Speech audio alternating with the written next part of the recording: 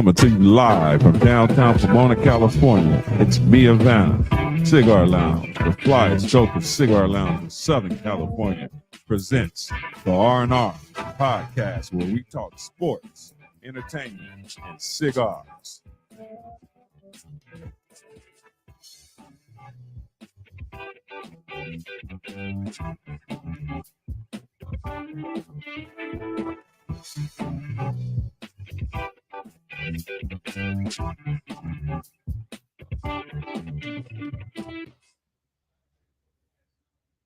Ready. All right, here we go. 9/3/2024, episode 6, R&R podcast. I am your host, Randy Jacquette, and on my right-hand man, I call him Rizzle, Robert Barksdale. What's up, Rob? Week 6. You ready? Yeah, let's get it, baby. Where are we going to start? Where do you want to start with? I think we're going to the WNBA, son. Ooh, been some good games. Caitlin Clark versus Angel Reese. Caitlin came out with the victory. Everybody's saying it's a two-person race for Rookie of the Year, which it probably is. And they probably should have been, or at least got considered for the Olympic team. Yes, they should have. So what's your take on that? Rookie of the Year. Rookie of the Year, man. I'm looking at the points, the rebounds, and the scoring and everything. Like Caitlin, 18-7 and 5 assists and 5 rebounds and 8 assists and 1.4 steals. And then you got Angel Reese with a walking double-double with 13 and 13 and almost 2 assists a game and almost one steal a game. It is very hard, as you know, to be a walking double-double. Especially as a rookie. So I honestly think, how many more weeks they got over there? A couple more before the playoffs. Couple more for the playoffs. A lot of people think rebound is not important, but you can't score if you don't have the ball. I'm sorry. The basketball is a possession game, so you need that ball. Okay. Clayton Clark, she's balling. Don't get me wrong. There's nothing to shake no stick at, because she leads. She broke records, and also Angel Reese is breaking records. So who you got? I honestly think they should split it, dog. It's close. I like Caitlin Clark.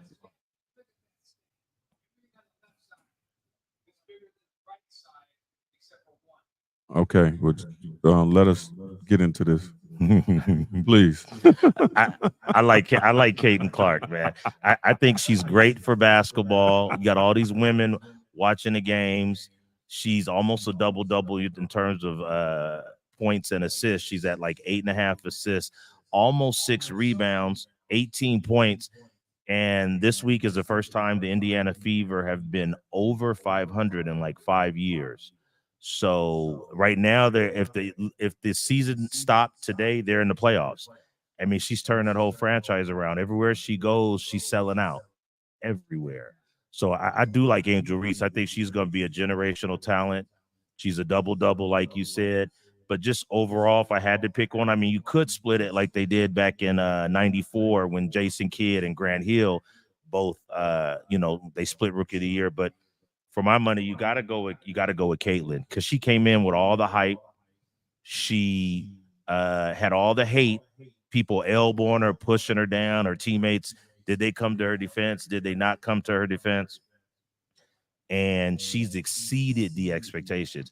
And the great thing about both of them is neither one of them got a rest. The college season just ended in April, and then the WNBA started a couple months later. So she hasn't even gotten a rest. I mean, she killed it at Iowa. But if you talk WNBA Rookie of the Year, I have to go with Caitlin Clark. Listen to these stats. Forget rookie and franchise records. She's breaking league records. She has the most 20-point, 10-assist games in a single season in WNBA history. She's the first player with 30 points, 12 assists, and 5 made three-pointers in a game in WNBA history. Only 3 players in the WNBA history have dished out more assists in a season, and she's a rookie. And she's on pace to become the first player in WNBA history to lead the league in assists and three-pointers. Oh, wait a minute. I'm not finished. Most double-doubles by a guard this season, And finally, she's scoring or assisting on 36.7 points per game, which is the highest season average of WNBA history. So those aren't rookie or franchise records. Those are WNBA records. I got to go with that. I'm sorry. Angel Reese is great, but Caitlin is, like I said, has exceeded expectations. And they're going to be in the playoffs for the first time in years. What say you, sir? I understand exactly what you're saying, and that's all great. I just can't get over the double, man. Just a walking double every night.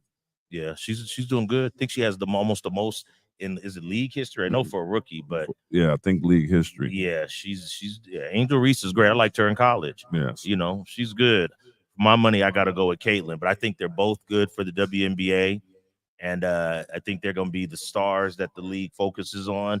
They should be on the next Olympic team, that's for sure. For sure. And so we're going to see what happens. I know they have me watching. I never watched WNBA unless Diana Taurasi was playing because she was my student. Let me throw that plug in there. Yeah. But Don Lugo. Don Lugo, class of 2000. But I think they're good for basketball because now you have the casual fan watching too. So, okay, we'll leave it at that. You go with Angel. I go with Caitlin. Let's see what happens. We're going to talk about this when the playoffs start. Yeah, let's see what happens. And also, they just signed a big TV contract because of these. I think because of these two. Because of these two, yeah, that's good. I mean? And before, the Fever all of them used to fly commercial, but now they're getting private jets. As they should. They're getting all the perks that that leveling the playing field just like the men. Mm-hmm. Okay, so good. Well, we're talking about pro basketball. Did you see what Anthony Edwards said about the players now versus the players 20 years ago? Yeah, I think he's disrespecting the game, man. You shouldn't never disrespect the game. The basketball gods gonna get you, baby. I agree. They paved the way. Yeah, you know what I mean. Without them, there's no you. Exactly. You know what I'm saying? Yep. So I like Anthony Edwards. He's a beast. He's a baller. You know what I mean? But you shouldn't disrespect the game, young man. And this generation, they do a lot of disrespect to their OGs, their elders. You know what I'm saying? Mm-hmm. So you need to cut that out, bro. You know what I mean? Respect the people that paved the way for you, and keep doing your thing. Exactly. And see where you at at the end of this thing. But to say Michael Jordan was the only player with skill back in the day, he's counting a whole lot of brothers out. Whole lot. Magic Johnson, 6'9" point guard. Larry Bird, shoot threes with the right hand and the left hand. Reggie Miller, shoot it from the parking lot. I mean, look, Isaiah Thomas, one of the best handles, if not the best handle ever. Right. Jesus Shuttleworth. Yeah, Ray Allen. Scottie Pippen. Right. Play 4 positions. Mark Aguirre, another great scorer. So no, I agree. Did you see what Kevin Garnett said? Honestly, I don't think any of these players could have played in the NBA 20 years ago because of how physical it was. Now, I think that's a little bit of an overstatement, but I see his point because the NBA, the NBA, you couldn't hand check. Like now, the guys can just go by you. Back then, they would hand check, they could push you around, and they didn't get it called. So the game was a lot tougher 20 years ago, I think. Yeah, just look at the Detroit Pistons, what they used to do to fools. Exactly. Look what they did to Michael Jordan. Exactly. It took him years to get over that hump. Right. So, no, I agree that KG, he said it was a lot tougher 20 years ago. And then Magic. Do you hear what Magic said? What Magic said? Magic said, I'm not even going to respond to somebody that hasn't won a championship yet. Oh, that's a good one. That's personal. That's personal. Yeah, man. Get something under your belt before you start, running your mouth, man. Yeah, he shouldn't have said that. Like you said, don't disrespect the guys that paved the way. So, the salaries, the TNT contract, the Amazon contract, the flying private, the $300 million contracts is all because of those old guys. And that's one of the things I think Magic and Isaiah, they respected Oscar Robertson and all those guys. Yes. Yes, they did. So, yeah, I definitely agree with what you said. Anthony Edwards overstepped his bounds on that one. So let me ask you a question. Klay Thompson, born and raised here. Dad played for the Lakers, won a championship. Dad is the radio TV guy for the Lakers. Yep. He wanted Klay to sign with the Lakers. Klay's favorite player growing up was Kobe Bryant. Mm. Why did Klay Thompson sign with Dallas over the Lakers?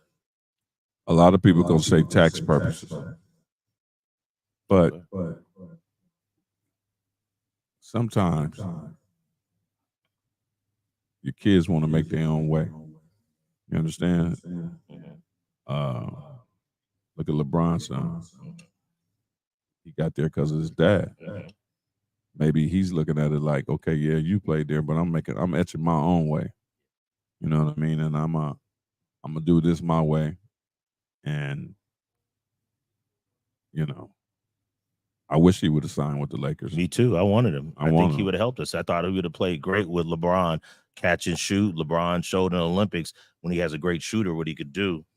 But I think he just, a lot of people are saying that he didn't want to come because it's going to be a little bit of a circus this year. We got LeBron's son on the team. Right. We got JJ Redick, LeBron's podcast partner, as the head coach. Right.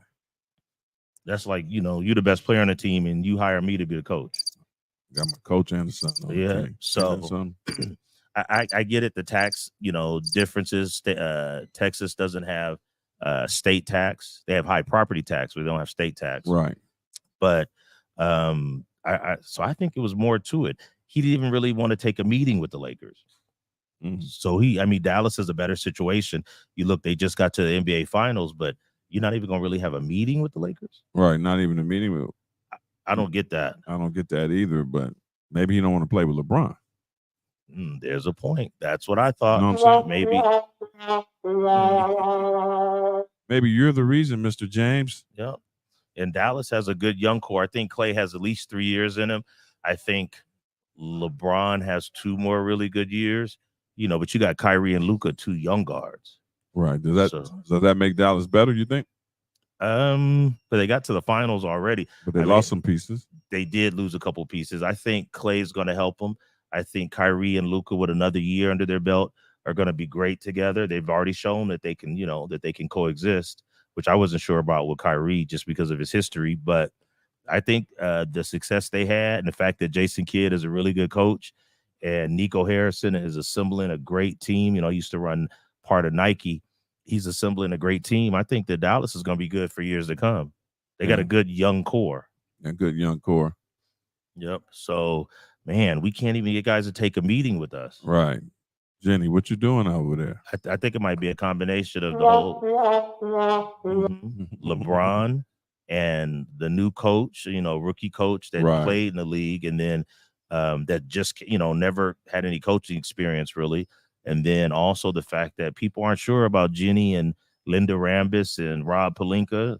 Right. So I'm not, I don't know that I blame him. Right. So yeah.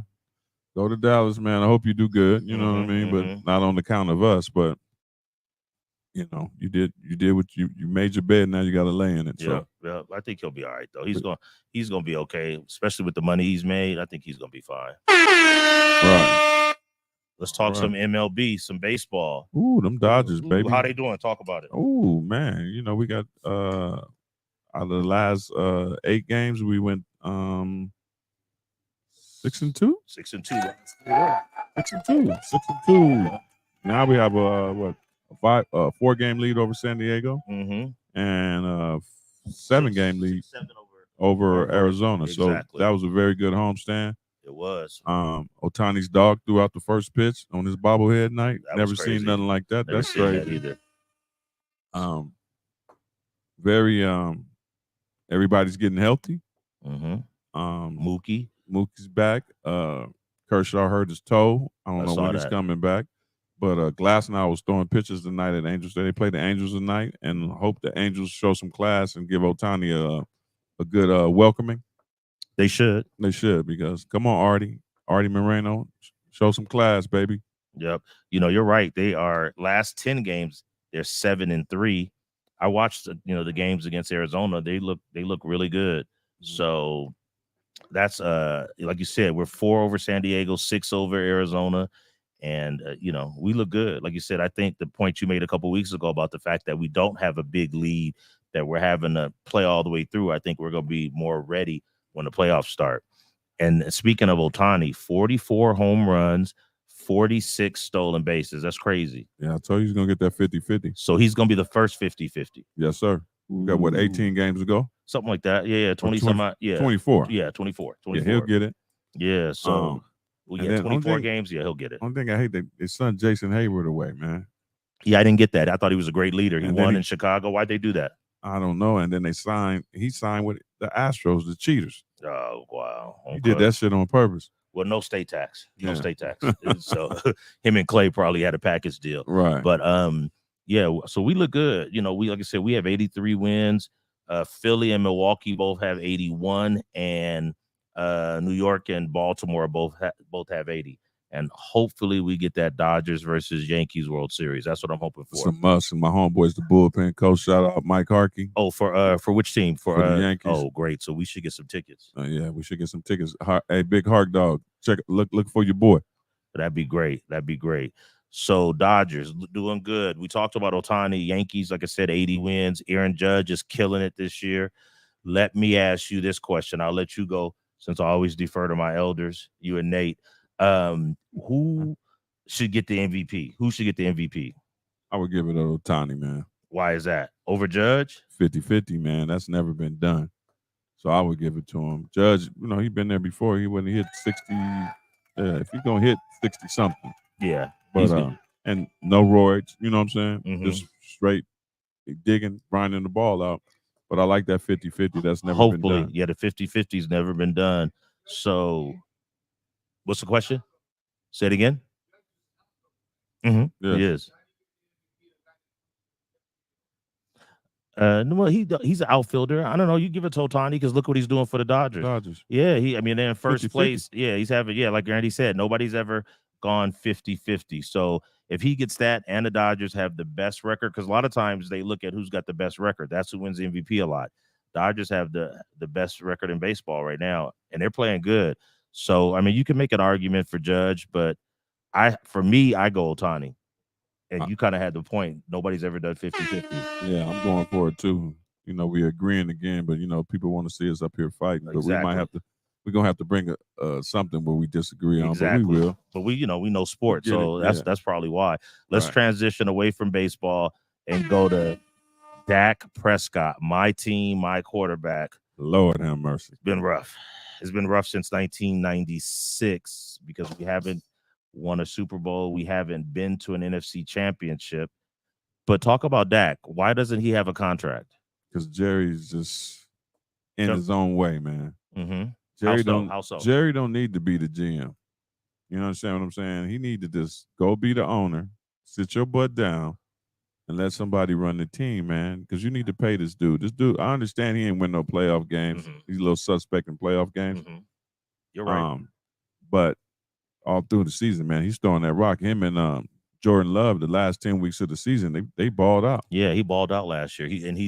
What are you going to get that's better than Dak Prescott? Yeah, what can you get? What you going to get? Well, you can't get Kirk Cousins. He's over there with Atlanta. Yep, and I wouldn't take him over you Dak. Want Geno Smith? Oh, that's horrible. We don't want to do that. What you want? I don't think we can get anybody who's better. He's not the best quarterback, but I don't think we can get anybody that's better. So they want Shador, huh? I don't know.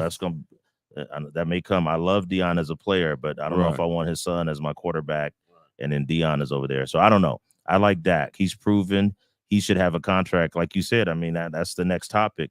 Should Jerry Jones be the GM? My opinion, definitely not. You should be the owner. You need to hire a football man, right? Because then we'd have a better coach in place. We would have re-signed CD before we had to give him 34. Micah would be close to contract, and Dak would be under contract. If you wait and Dak has another good year, you got to give him $60 million next year in the offseason. That's a lot of money. A lot of money. So he's costing us money, and we won't be able to re-sign players. So I think he should not be the GM. You got to look, since 1995-96 season, we beat the Steelers over in Arizona. We have no Super Bowl appearances, no NFC championship appearances. We've been through 7 head coaches. 7. Wow. 7. And so, I go back to the Roger Staubach, Danny White, Tony Dorsett, Robert Newhouse, Everson Walls, I've been a Dallas fan since about 77, 78. Okay. Jerry's got to get out of the way. Yeah, get out your way, Jerry. Why don't you go hire Bill Belichick, man? He ain't got no job. I take that. I take Belichick. You know how to run a football program. Yep. The last time I checked. But like you said, Jerry doesn't want to relinquish that control. Yeah, he wants a yes man when in there because he's a control freak. You see what he did for the Raiders with Al Davis. With Al Davis, exactly. Hey, Jerry said that. He said, "Who's better to run this program than me?" Jerry, you should, like you said, cut the check and move out the way. Yeah, he said he don't trust nobody to make the decisions he'll make. That's crazy. See, that's the problem. Right. So we're in agreement. Man, next, what about Russell Wilson? Would you have picked him over Justin Fields? No. But people are going to argue he won a Super Bowl. He's this. I mean, he didn't play bad last year. I'm going to be honest with you. But I think you got a better shot because your offensive line sucks. So you're going to have to be on the move. And Russell Wilson is not on the move. He's not. You're right. I mean, I say give him 4 games, see what he does. And if he goes 2-2, then what we doing? We might have to make a move. Yeah, I would have liked to have seen Justin get the start and learn. You have Russell there as your insurance. Right. And he can kind of coach him from the sidelines, but Russell's not mobile. Justin is mobile, and that Pittsburgh offensive line is not good right now. It's really horrible. Sucks. So Russell's going to get beat up, and then Justin's going to be in there anyway. So right. I mean, it's almost a can't lose. I would have liked to have seen Justin Fields get the start. Right. And Russell wasn't healthy during the preseason, so. But maybe that's why Tomlin's a head coach and we're not. Maybe he saw something we didn't see, right? Or maybe, like we said, he'll get, Russell will get, like you said, 3-4 games, and then Justin will get in there. Because if that line doesn't protect better, Russell's going to get beat up anyway. Which I hate to say that, but that's what it looked like in preseason. So, yeah, I would have gone Justin. And don't you have to have some kind of plays drawn up for this guy, right? Yep. Use them like they used Taysom Hill down there in New Orleans or something, because he's gonna have to get on the field. Yeah, have some some packages for him. The new Slash. Yeah, right. So he could do it. He's a good runner, so he's shown that. Right. But yeah, I would have gone with the young guy. We talked about, speaking of quarterbacks, Dan Orlovsky came out with who he felt were the elite quarterbacks, and those are the ones that you can win, that they help their team win no matter what. So whether they have a bad defense or they have missing players, you could still win with these guys. Let me tell you who his elite quarterbacks are in the league. Let me know what you think. Josh Allen, elite. Joe Burrow, elite. Justin Herbert, not there yet. Ooh, we're gonna talk about that. Right. Lamar Jackson, elite, but he needs to win some playoff games. Okay. Patrick Mahomes, definitely elite. Aaron Rodgers, elite. CJ Stroud. Ooh, I love that. I love that, but it's a little bit too soon. Okay. Let's see what he do. See if he gets a sophomore jinx. You know what I mean? Okay. But teams are gonna be ready for him this year. Yeah. You know what I mean? So they got a lot of film on him. Mm-hmm. But I like him. I like him. Yeah, I like out the of local Rancho kid. Cucamonga. You know, shout out to Rancho. Right. All right. His last two, Matthew Stafford. He's solid. And here's the last one, Brock Purdy. Is Brock elite? Not elite, but they say system quarterback. But he's been there. You know what I mean? He's got the best play caller in the league. And one of the best defenses and 2 really good receivers. And they just Christian McCaffrey. And did they get their offensive lineman signed? I don't think so. I don't think he signed yet. He has to have him though. So he's gonna have a rough year. Yeah, definitely. Yeah. So Brock, I don't know. I think with that defense, with those 2 receivers, Brandon Ayuk and Debo, and then Christian McCaffrey, man, I think me or you could get to the NFC Championship with that team. Yeah. And then. So that's the only one. My biggest argument, because you're telling me I wouldn't take Brock Purdy over Justin Herbert.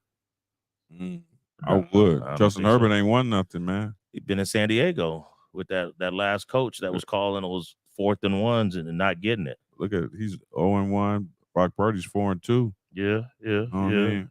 In playoffs. You know what I mean? That's true. Mr. Irrelevant. Yeah. Last pick in the draft out of Iowa State. Right. So yeah. He beat out our kid, one of the kids you coached against, Real Mitchell. Out of St. John Bosco, Eastville, Pop Warner. Yeah, Real He's still transferred. junior All-American. Junior All-American, my bad. Yeah, Real ended up transferring out of there. He was a great runner in high school. I remember watching him at Bosco. I heard he was good when he was young too, by the way. Yeah, he was good. So Josh Allen, we agree. Joe Burrow, I say yes. You say maybe not. Maybe not. I'm sorry, not Joe Burrow. I like Joe I'm Burrow. sorry, not Joe Burrow. Justin Herbert. But Joe, on speaking about Joe got to stay healthy. Yeah, that's true. Joe got to stay healthy. He been to the big dance and he lost to my Rams. Remember that? I remember that. Right. But close game. Shout out to the Diamond Bar Rams. Yeah, Diamond Bar Rams. That's us, baby. Yeah, I think, but I'm gonna tell you about Josh Allen, man. He's elite, but he's 5-5. He puts that ball on the carpet a lot. You know what I mean? Yeah, he does. Yeah. I'm gonna tell you something about him in a minute. But yeah, but he's still elite though, right? Yeah, he's still elite. Joe Burrow elite. I say Justin Herbert is. Lamar definitely elite. Patrick, one of the best ever, best in the league. Right. Brock Purdy. Let me come back to him. Aaron Rodgers still elite if he's healthy. If he's healthy. Matthew Stafford. Yeah, he's solid. He's solid. And CJ. I like that off the emotional ties. I'll take that. Right. We'll take him. We'll see what he do this year, but I think I think they're gonna be one team to reckon with this year. Okay. So you have Brock over Justin. I have Justin over Brock. But maybe I'm looking at potential too. And Dan Orlovsky, a non telling us who's the elite. Yeah, you're right. A lot of guys that can't play elite can scout elite. So yeah, he's ESPN's quarterback guru. And what do he do? Sit the bench for about 10 years? Yeah, exactly. Right. So speaking of elite quarterbacks, we talked about Josh Allen. NFL players rated Josh Allen the most overrated player in the league. Isn't that crazy? That's crazy. That's crazy. Yeah, but what do you think? Not overrated because he's a baller now. Don't get me wrong. He's good. I like him. I like him. But now they took away some weapons. So we're gonna see now. Now we're gonna see what you got. You got a rookie receiver. You got 2 tight ends over there. We're gonna see because they took Gabe Davis is gone. Stephon Diggs is gone. You got a rookie receiver. And you got 2 tight ends. We're going to see what can you do. What can you do? Can you carry a team? So if he's elite, he should carry them to the playoffs. They still have a good defense. They have a good coach. But we have to see if he is elite. This is the year where we're going to be able to tell. Right. So Tom Brady did it. Yeah. Elite, the GOAT. Yep. QB 12. Yeah. So, of course, they voted Patrick Mahomes. It's like 5 years in a row, top player in the league. Yeah, you got to give it to him, man. Patty Mahomes is the business. Yeah. I like that. Okay, so we talked about top 100 players. You said you don't think Josh is overrated. I think he's a good player. I know we're gonna take a break in a minute. Right. Do you have anything else before we go to our little break? What you do this weekend, bro? Came to Me Havana. And supported Raul, and then our super duper producer, and just relax, man. I got to relax. I went to Palm Springs. Okay. Got to relax, got to smoke some sticks, got to eat good. Went to Kobe Steakhouse, the original Kobe in Palm Springs. People don't know that, but that's what Kobe's named after. After that Kobe steak. His mom named him after that steakhouse because the Lakers used to practice in Palm Springs. So she named him after Kobe. That's crazy. So yeah, I went there. Is it that good? Oh, it's fire. Okay. It's a little about Benihana style. Okay. And even though I like Shogun too, you know what I mean? Yeah. But it's good. It's good. A little pricey. A little pricey. Okay. But it was good.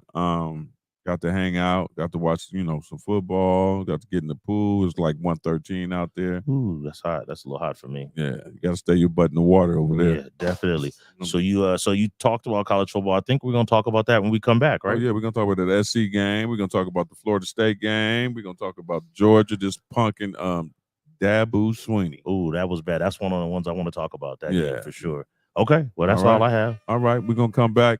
We'll be right back. Downtown Pomona. Tuning in tonight. The Me Havana presents the R&R podcast. We're signing out. See you next week. Bye-bye. We'll be right back. We're going to take a 15-minute break. We'll be right back. Downtown Pomona, California. Me Havana. Flyest, dopest cigar lounge in Southern California. Me Havana presents the R&R podcast. See you about 15 minutes. Holla at your boy. Tune in. We in it.